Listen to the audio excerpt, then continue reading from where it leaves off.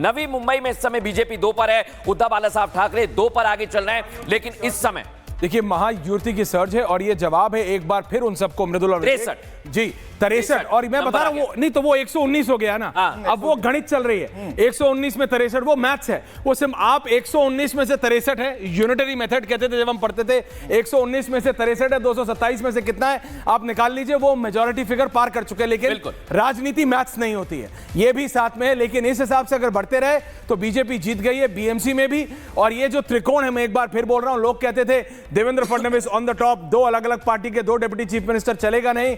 देवेंद्र फडणवीस चला रहे हैं, देवेंद्र फडणवीस इसको सक्सेसफुली चला रहे हैं। और अगर ये बीएमसी का रिजल्ट ये होता है तो दिखाते हैं कि इससे फर्क नहीं पड़ता कि आप कितनी पार्टियां साथ लाते हैं, इससे फर्क पड़ता है कि आप कैसे चलाते हैं, आप कैसे चलाते हैं, आपका करप्शन के ऊपर।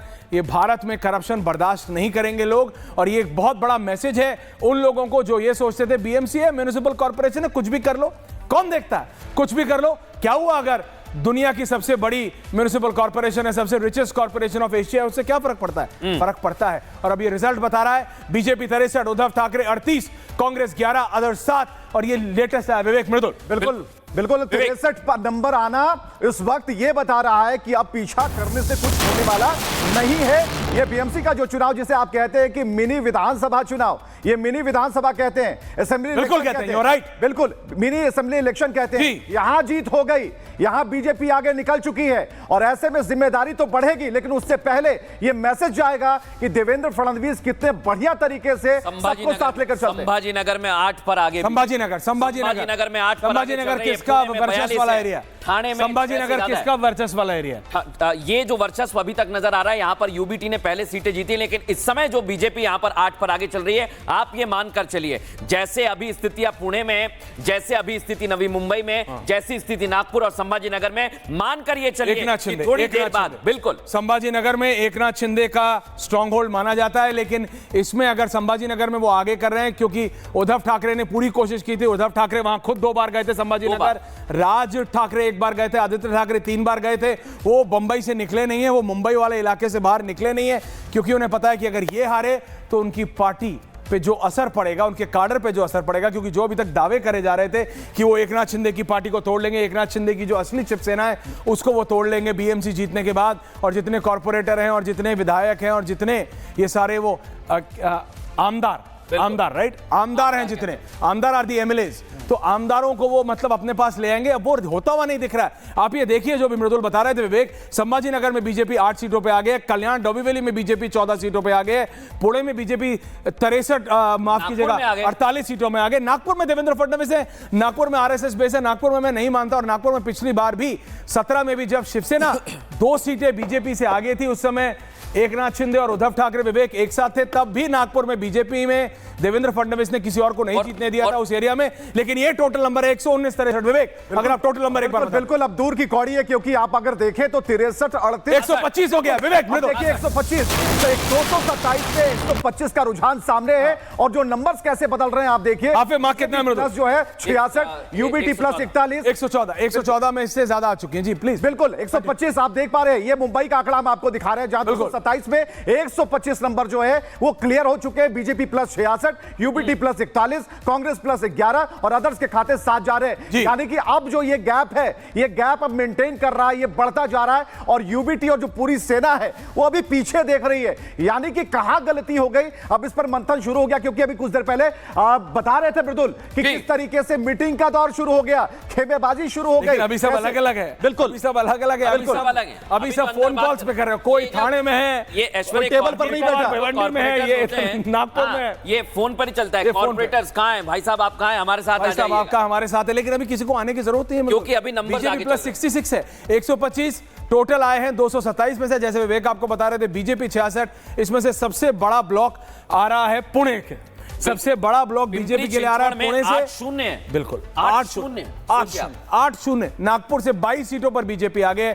देवेंद्र फडणवीस ने यह बात तो है कि भगवा झंडा लहरा दिया है, वहां वो कह रहे हैं कि बीजेपी है, बीजेपी कहीं नहीं है, कांग्रेस फाइट में ही नहीं है, इसलिए हम कांग्रेस की बात नहीं करते। राहुल गांधी अगर नहीं जाए हैं तो नहीं गए हैं तो कहीं और जाके कॉफी बना लें। पिछली बार बीएमडब्ल्यू देखी थी, इस बार मर्सिडीज देख लें, उससे फर्क नहीं पड़ता, क्योंकि राहुल गांधी जाए या ना जाए कांग्रेस हारती है। और एआईएमआईएम का कोई जीता है नहीं, क्योंकि असदुद्दीन ओवैसी जाके रैली करके आए थे 3 और उन्होंने बोला था कि इस बार बीएमसीएमई में भी हम अच्छा काम करेंगे। बिहार में असदुद्दीन ओवैसी ने कांग्रेस के बराबर है, बिल्कुल। असदुद्दीन ओवैसी 5 में है बिहार पे एंड कांग्रेस 6 पे है, कुछ ऐसा ही है। लेकिन इस समय वो पता नहीं मेरे को, मैं एग्जैक्ट बताता हूं, मैं सत्यप्रकाश से मिलके नवी मुंबई में 4 है, 2 बीजेपी शिवसेना। ये मेरे को नंबर्स थोड़ा सा जरा रीचेक करना पड़ेगा क्योंकि ये नंबर्स में गरिमा ये वाला ग्रिड जरा एक बार रीचेक कर लीजिए। मैं अपने टीम से जरा रिक्वेस्ट कर रहा हूं, ये वाला ग्रिड जरा रीचेक कर लीजिए जी। आप ये वाला चलाइए। मुंबई 125 है, 227, 66 बीजेपी, 41 उद्धव ठाकरे।